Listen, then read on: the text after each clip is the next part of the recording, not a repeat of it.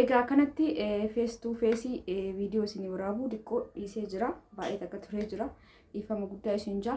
Baay'een keessan immootu ani tanaan durallee viidiyoo irratti dubbadhee jira. Waan ilaalanii nan gaafatinaa. Waan ani isin deebisuu hin dandeenye nan gaafatinaa isin jedhe. Baay'een keessan gaafii wal fakkaataa na gaafattan jechuudha.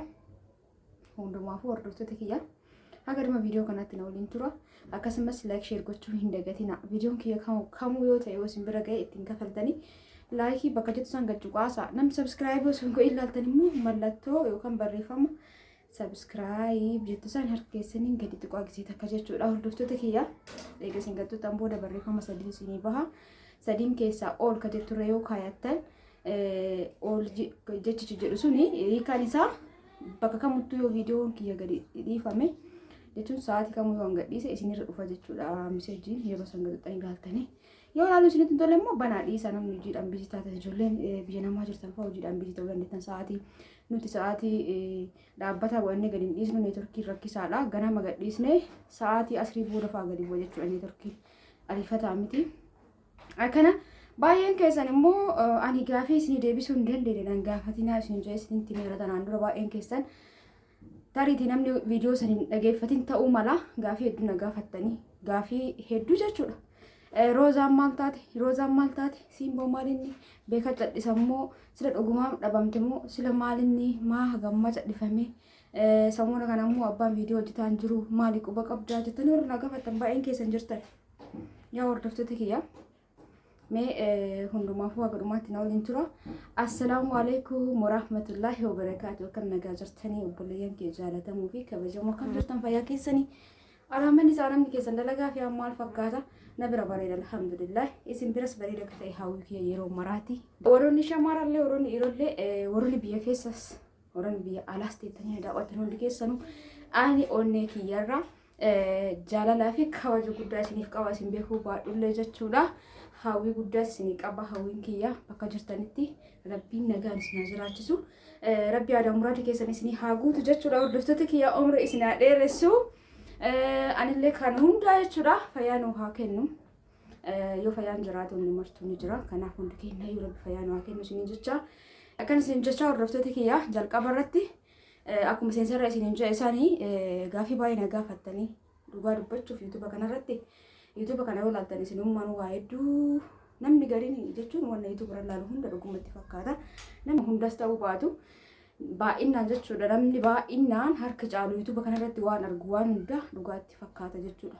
Akka arguttis maal irraa ka'ee akkan isin jedhan beektu jalqaba osoo YouTube hojjechuun eegalan illee waan YouTube irratti arge hunda dhuguma natti fakkaata jechuudha. Wanni martu garuu YouTube kanarratti wanti dhugallee jira, wanti soballee jira. Amma mootuu wanti soba baay'isee hojii piraankii jedhamu kana ana maal dubbachuudha deema. Waa YouTube irraa argitan mara hunda isaatu dhuga illee ittanii fudhatina guutullee soban jedhina waluma maddii oofaa isin jechuu barbaadeeti. Akkan isin jaa hordoftoota kiyya namoonni rooza na gaafatanii moo tanaan durallee viidiyoo isinii godheetee jira. Baay'ee namaa waa'ee rooza na gaafattan jechuudha. Roozaan maal taate maal rageette abbaan sammuna kana viidiyoo hojjetu dhiisee jira. Jettanii baay'een keessan na gaafataa jirtan.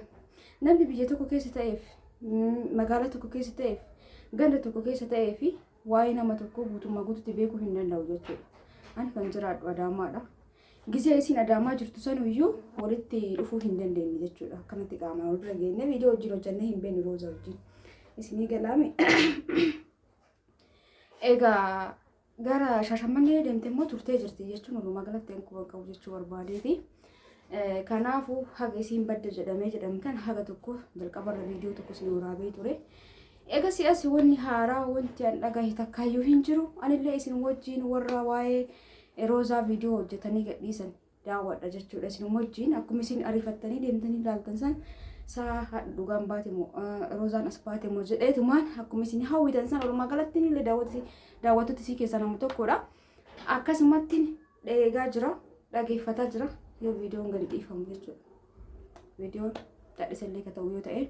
Kanaafuu gabaabsee suma isin himuuf warri roozaa na gaafattan roozaan dhugumaan baddee piraankiidha argamtee maal taate eessa jirti abbaan maaliif yuutuubii irratti hojjetu dhiisa akka dura waa hedduu kana nagaa fattan walumaa galatti quba hin qabu wallahi lazim quba hin qabu sin jedha daawwatatti hidhiifama guddaa wanta quba qabu jiraate wanti dhagayoo jiraate isiniif hin hima jechuudha yeroo kamuu ka dhugaa yoo ta'e wanta gurra kiyyaan yookaan isirraa yookaan jechuun bakka odeeffannoo dhaabbata yeroo dhagayetti asumarratti kirisiin isaanillee akkuma nama yuutuuba kamuutu jechuudha.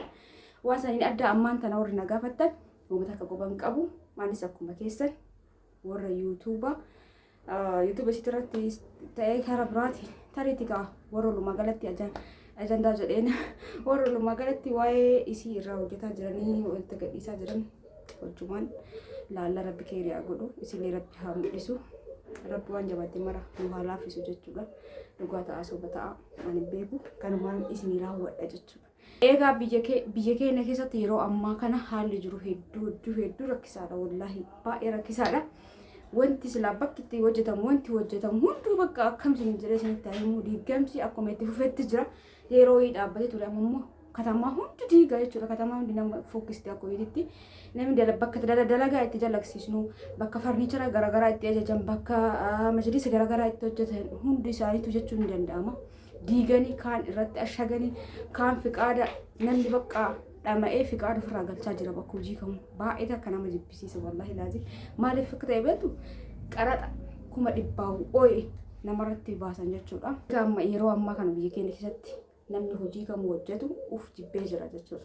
Baay'ee takka uf jibbee jira ilmi namaa waan hojjetu kamirrattu bakkuma hojii kamirrattu jechuudha. Sababni isaa maal akka ta'e beektu kun diigamsa manaati kun gibira humnaa ol dabaluudhaan bakka wanti jiru namatti hin tolu walumaa galatti. Kanaaf namoonni farniichara fa'aa isin ajajee jiru. Namoonni Arabiyaan Majlis isin ajajee jiru.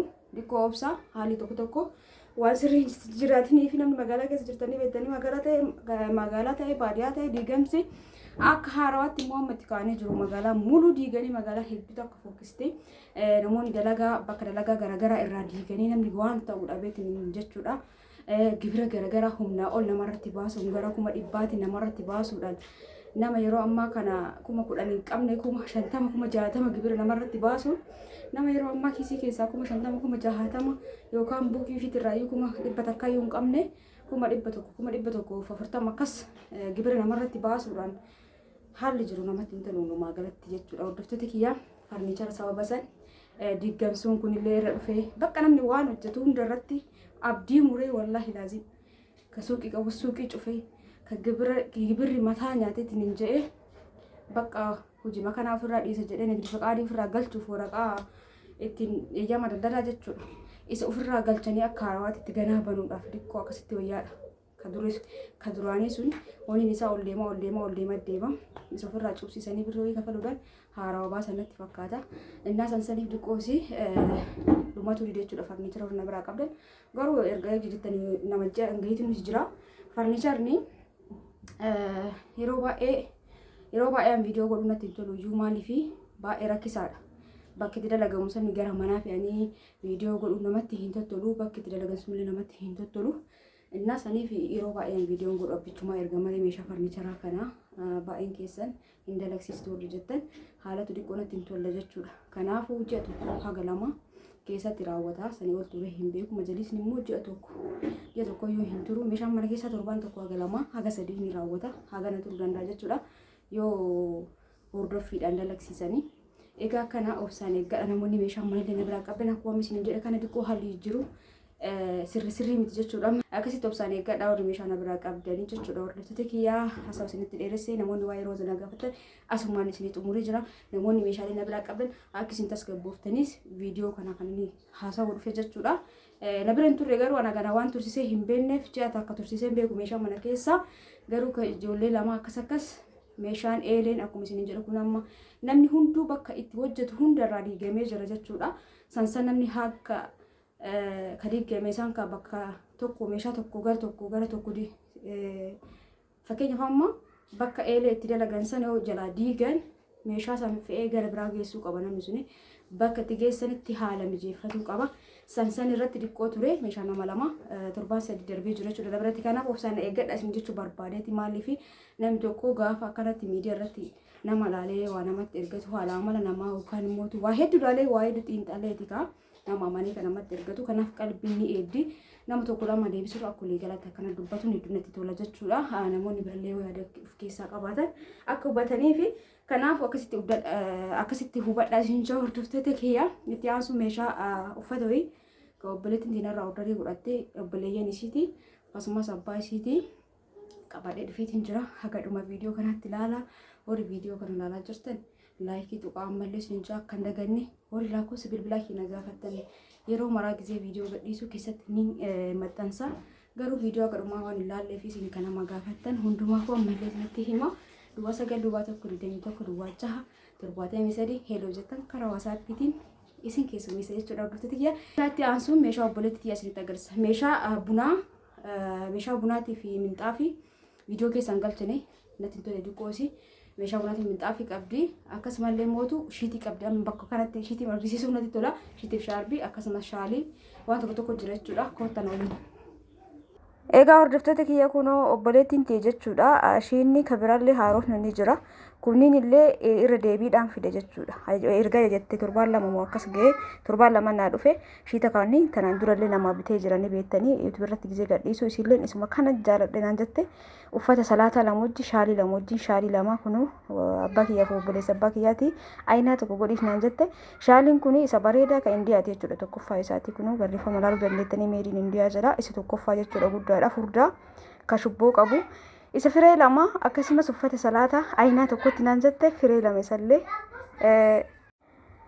kunoo akkuma argitan kana ziippii qabaa asitti ariifachiise akka daqiiqaan isinitti hin dheeranne jechuudha. Akka naannoo viidiyoo laaltanii isa lama shaalii lama fakkeenyaaf shiitiiwwan akka nama ofirraa qabu kana jechuudha. Ofii kiyyaa jaaladhee kana ture erga fayyadame kanaaf sanyii makannini garuu diizaayiniin garaagaraa maashaallah inni tokko kana baay'ee bareedaa. Shaarbiin kun hawwataaf illee ni ta'a. Shaarbii kan beektanii jedheeti yaada faashina jechuudha. Gara afootii callee qaba gara duubaatti laafana kalooyuu miti. Isa aynama tokko lama naan jettee jirti bifa garaagaraa. Diizaayiniin isaa shaarbinatiin isa tokkoomaa maashaallah shiitii diriyaa shiitii hojii jechuudha. Bal'aadha hedduu bal'aadha hawwataaf illee ni ta'a akkasiin jedhee fi itti aansuun isii tana hedduu jaaladhe baay'ee jaaladhee jira jechuudha. Hordoftoota kiyyaa awwaan boggeen jaaladhu garuu kuni magariisa bareeda isaati. Diizaayinii shaarbillee hedduu natti toltee jirti. Baay'ee bareeddi hillootu kaloo keessatti ramadama garuu baay'ee hilloo jechuudha. Hordoftoota kiyyaa diriyaan isallee kunoo kana fakkaata. Kanaaf uffadhee isinitti agarsiisaa jira jechuudha. Hordoftoota qalalli ka jette diriyaan isallee uffata isinitti agarsiise kana hundaa hodhisiiseetii jira. Tokko qofa shamara takkaa fi hin hodhisiisiin naan jette shaarbillee qalal ka jedhu wajjin naan jette kanneen kaawwaawwan hundaa hodhisiisee jira jechuudha. Firee shammoo jaha kunoo isii tanallee maashaallah tabaarakallaa kunoo tana fakkaatti. Shiitiiwwan kanneen bulee kana qofa malee kaawwan duraayyuu tanaan duraan jira jechuudha. Dafeen finne dafeen dhufnee fi torbaan lama erga jejjee isii tanallee suuraa keenyatti ergite YouTube irraa fuutee fakkeenyaaf gartanii gisee uffatamtu akkana jirti maashaallah. Shaarbiin sillee baay'ee miidhagdi jechuudha. Ka suuraa of cinaa qabu kana fakkaata. Inni dhumaammoo ka osoo hodhisiisiin ergiif naan jette shaarbii qalalli jedhe wajjin sanyii masan ta'ee qalalli ka jedhe naan jette kunuu kana fakkaata. Shaarbittiin haphiidha. Sanyii masanii ta'ee dhiqqoo kaawwanirra qalalli ka jedhe shamarraniifis ta'a. Yeroo ammaa kana faashina jechuudha hordoftoota kiyya. Egaa kana fakkaata isa kanas godheefii jira kun hin hodhisiifamne ka hodhisiifame kuuwwan hunduu ka hodhisiifame jechuudha. Namoonni shiita garaagaraa shiita qofallee barbaadan hijaaba garaagaraa wajjinis hijaaballee na biratti ni argattanii. Egaa lakkoofsa kiyya kareef isinii kaayisaniin gara waasaappiitiin na dubbisuu dandeettan maatii keessan sarpiraayiz gochuu dandeettan jechuudha hordoftoota kiyya. Egaa viidiyoon kee kaarraa kanumaan xumurameeti jira. Viidiyoo biraatiin inshaallah walitti deebina. Hangasittuu guyyaa kayrii yookaan harkaan kayrii isiniif haa ta'u sa'aatiin kun galgala gabbuu danda'a viidiyoo waan ta'eef baay'ee.